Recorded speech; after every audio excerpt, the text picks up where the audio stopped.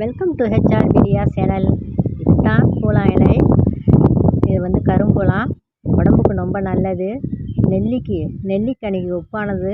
இந்த பழத்தை சாப்பிடலாம். இந்த இலையை அரைச்சி தலைக்கு தேய்ச்சி குளிக்கலாம்.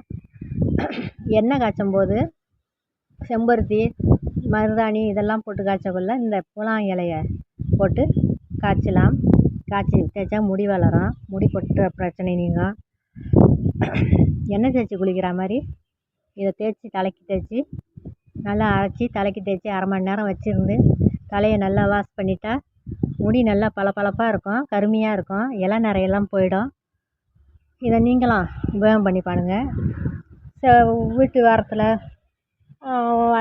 ரோட்டு பக்கத்தில் இதெல்லாம் வளைஞ்சி கிடக்கும். இந்த மாதிரி தெருவெல்லாம் இருக்கும், பார்த்து பறித்து உபயோகப்படுத்திக்கோங்க. இதெல்லாம் காலகாலமாக உள்ளது.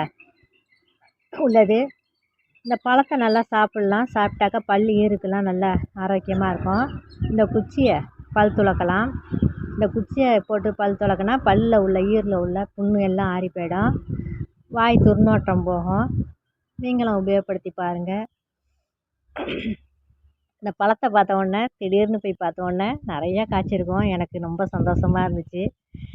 நாங்கள் எடுத்து சாப்பிட்டோம். அதை போல் உங்களுக்கும் சொல்கிறேன். கிடச்சா நீங்களும் சாப்பிட்டுக்குங்க. அந்த இலையை அரைச்சி தேய்ச்சி குளித்து பாருங்கள்.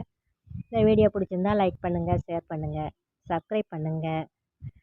இன்னொரு வீடியோவில் சந்திக்கிறேன்.